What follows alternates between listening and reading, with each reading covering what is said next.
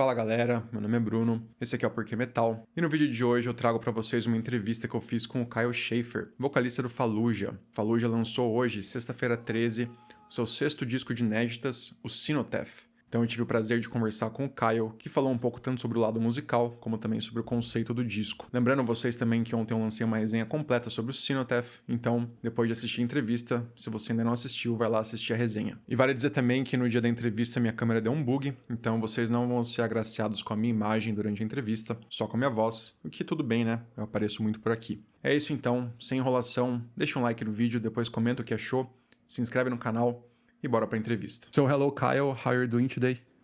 Hey, doing well. How are you doing? I'm fine. And I had a chance to hear Xenotaph last night for this interview, and I really enjoyed the experience. The album is a real trip. It's very special. So first of all, congratulations are due to you and the whole band. Thank you, man. Appreciate that. Yeah, I always hope that people get to hear the album before interviews, so I'm glad they let you listen to it. Yes, me too. So the album will drop on June 13th. And does the wait for the release feels any different from the last album, given that Imperium was great, but with Xenotaph, I do believe you guys have something special to be shown to the world? Thank you, man. I like to think that's the case. You know, obviously we're biased, right? Like we love the music because we made it, but it does feel that way to me. Like especially for me personally, like I joined the band as the new vocalist in like 2022, and Empyrean was the first album that I was on. And when I joined that record, like the band, when I was hired, basically that the band already had that album in progress. Like I wrote the lyrics and everything, but like there was already sort of a vision for it, and I came in to like help finish the job, you know, and help complete the album that the band was already working on. For this one I was able to be involved from the very beginning, and like we sat down together and like wrote song structures together and like chord progressions and stuff like that, and talked as a group about like what our vision was going to be for this one. And so for me, like as much as I love the last album, like this one I have like a more personal connection with, because this was like my album from the beginning, instead of like me helping to add my parts to somebody else's album, if that makes sense. So I have a very personal connection with this one, and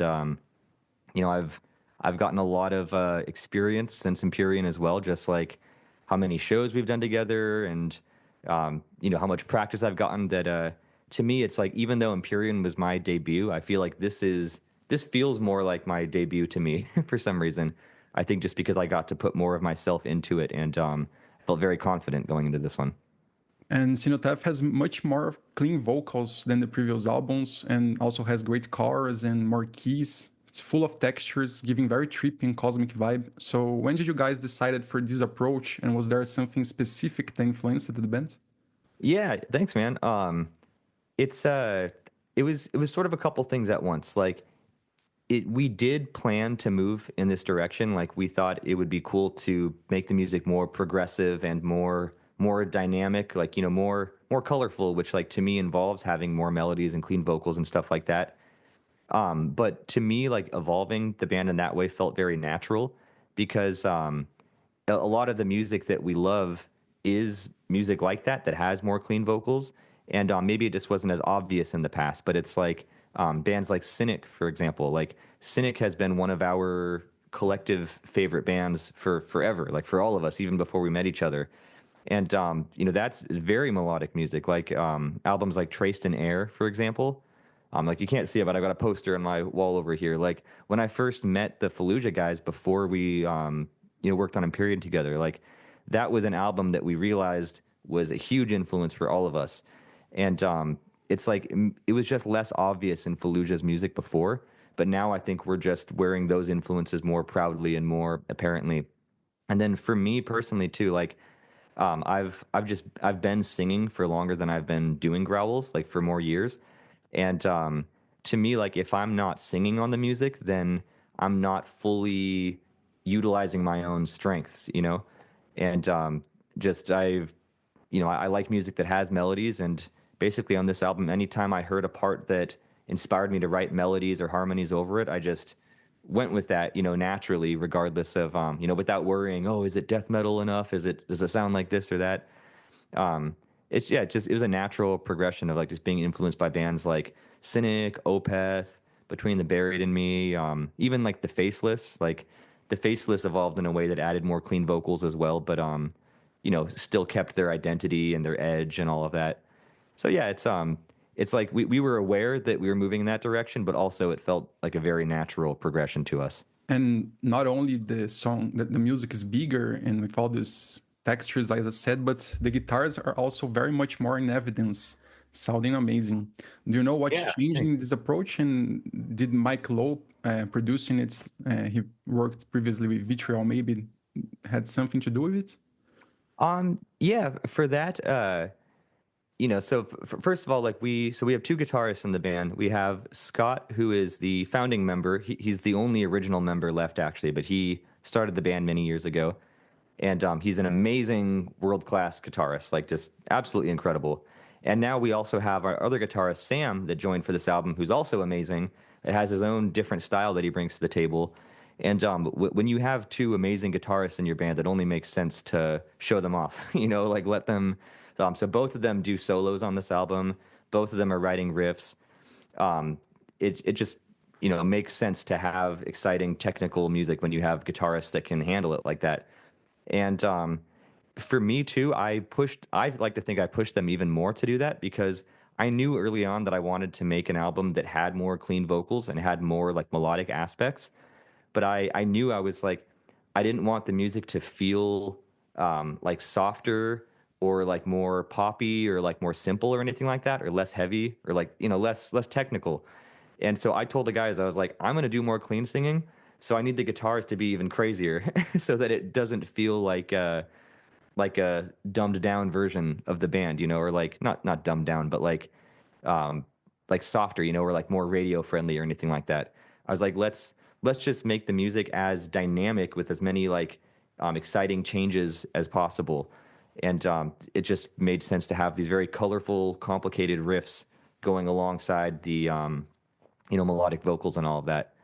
And yeah, I think it was driven by the band mostly, but yeah, the album was produced by we recorded some parts with Mike Lowe, but then it was mixed by Dave Otero, and they've worked with many technical death metal bands like Archspire, um, Cattle Decapitation, the Zenith Passage, just these very like precise, shiny sort of mixes.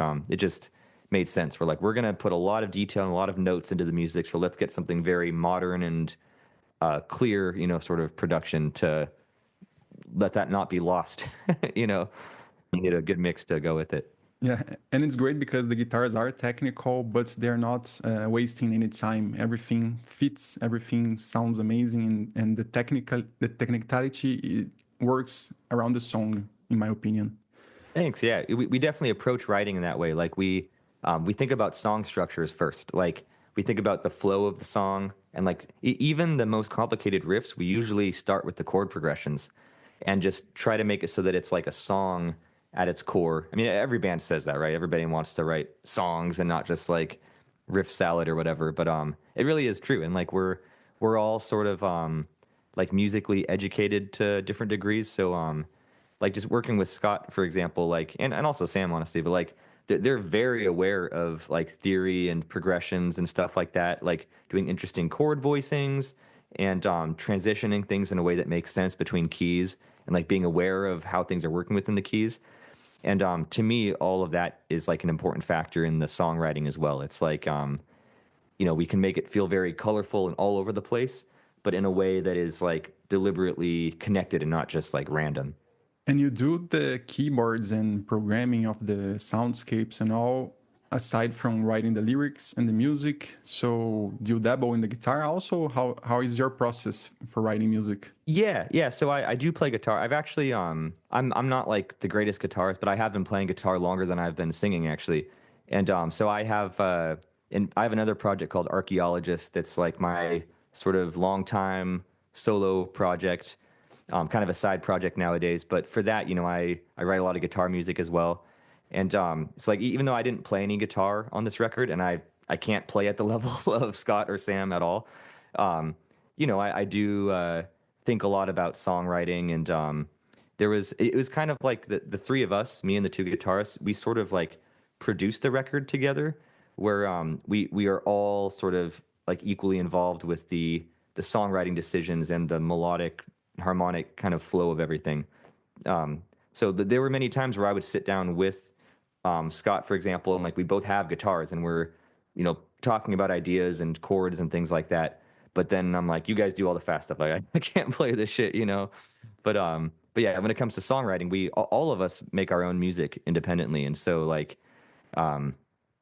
it just worked out that way. It's like you have three like full songwriters in the band that are used to doing everything. It makes sense that you sort of combine all of that into the writing process for me as well as the other guys. And speaking on themes, as you are the lyricist and creator of the concept, and also regarding the band name, Fallujah, which has a very geopolitical connotation to it, especially given the time period that the band has been founded.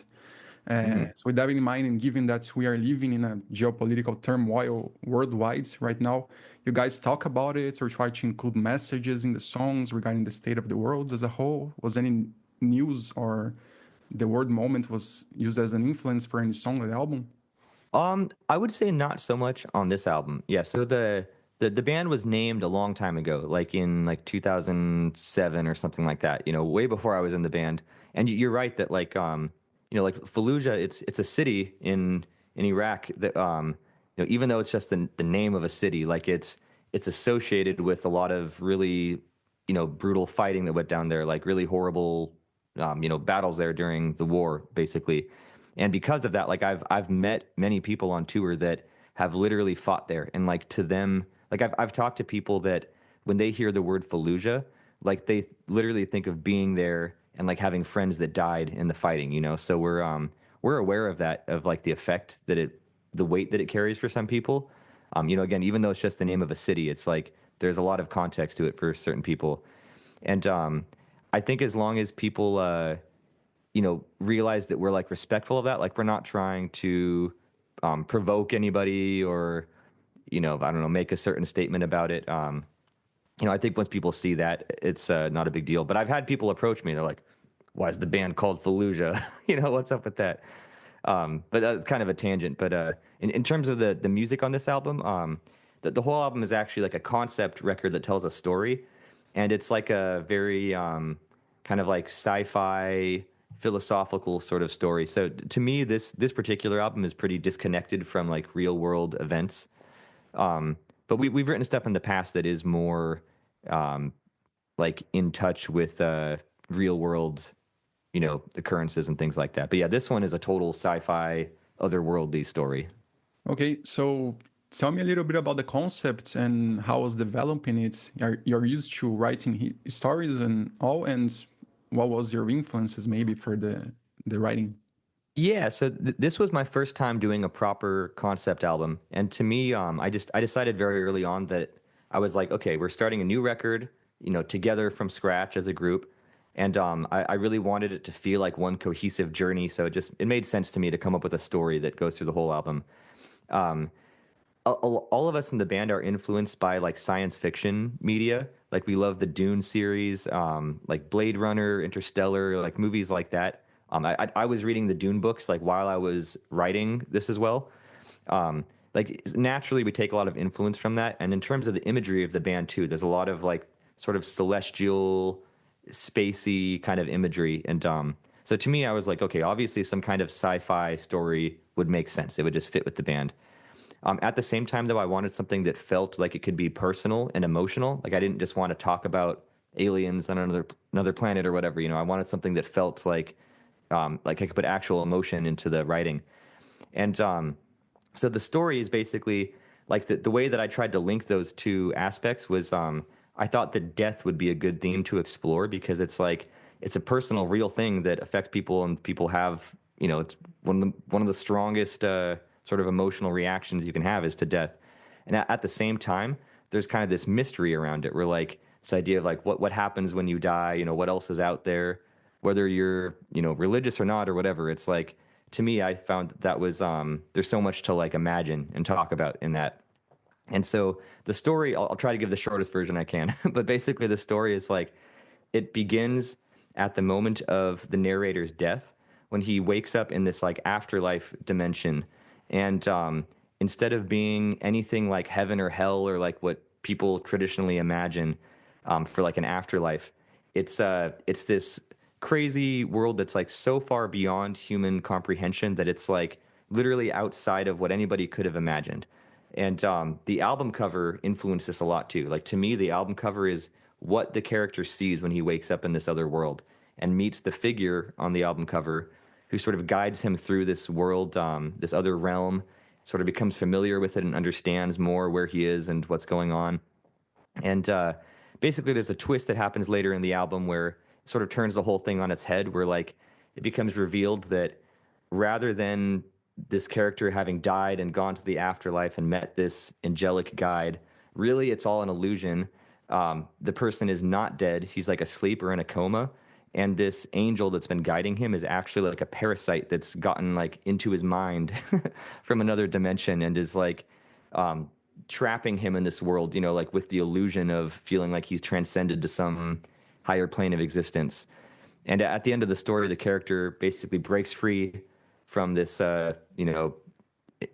celestial demon thing, whatever you want to call it, and wakes up in the normal world again, having like survived this crazy journey and not really knowing if it's real or not.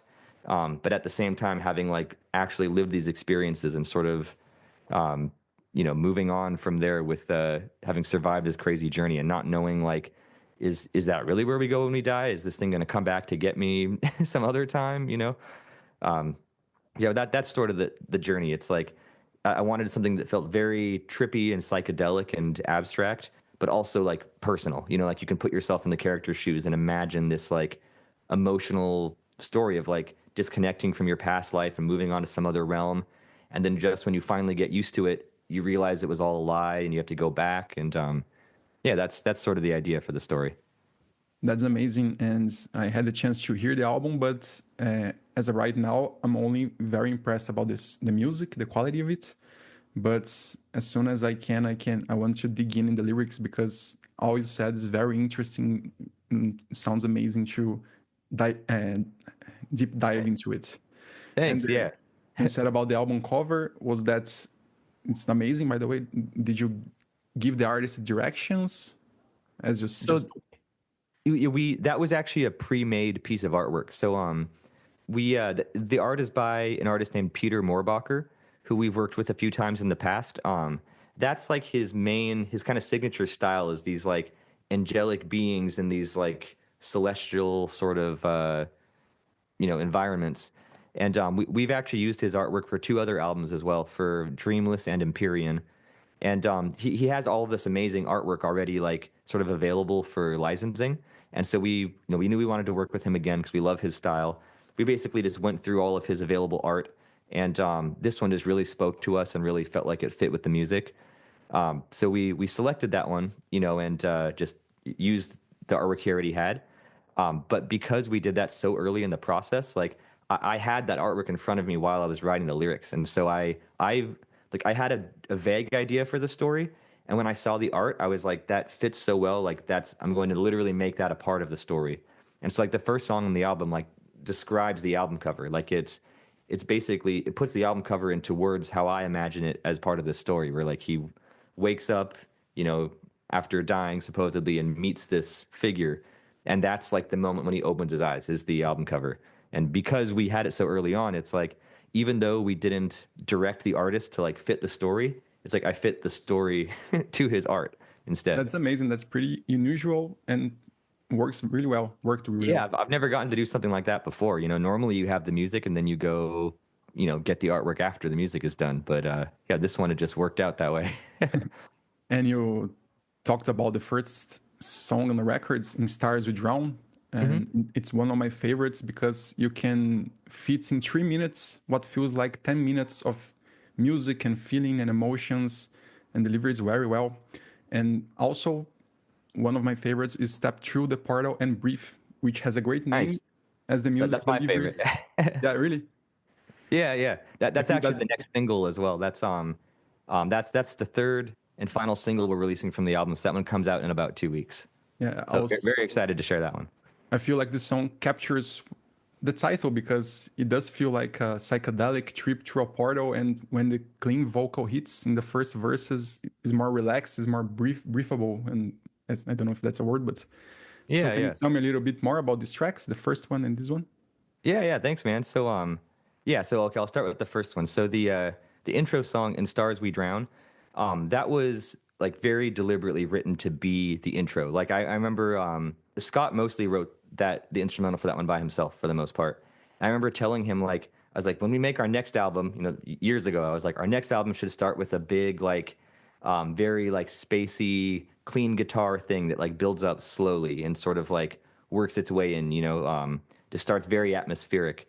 And he sort of took that idea and made that intro track for it. And it was also the first song that I wrote lyrics for on the album. Like, you know, just kind of sat with that one, came up with the vocals in about a day or two for that song. And like, to me, that was just, it just set off the whole process with all this momentum. It was like, it just really felt like it fell into place for that one. It was like the perfect kind of setup for me to express myself more with the clean vocals and just, you know, the combination of that intro track and the artwork just set the direction for everything else for me. So it's like, it made perfect sense that that's, you know, the first taste of the album because it really kicked off the process in a lot of ways too. And it's one of my favorites as well. And track 5 though, "Step Through the Portal and Breathe." If I have to pick one favorite song on the album, it's that one. And it's one of the longest songs on the record. And despite that, for a long time, we intended for that song to be the first single. Like we really thought that, you know, like normally for a single, you want something that can like get played on the radio potentially, or like be a certain length, you know, like have like a catchy chorus and just sort of, you know, like you don't want to give somebody a 10-minute song for a first single unless you're a very special type of, you know, prog band like Opeth or something. But despite that, like we were like, let's do something crazy and release this 7-minute song as the first single because to us it like really captures the essence of the album and it has so much different stuff that happens in it. And yeah, just love the way that it begins and ends and everything. And so for a long time we thought that was going to be the first single. And then kind of at the last minute we were convinced to like, okay, let's do kind of more normal single and then save that one for a couple songs later, which I think it was the right choice now in hindsight. But despite that, that's the song that I'm the most excited to share.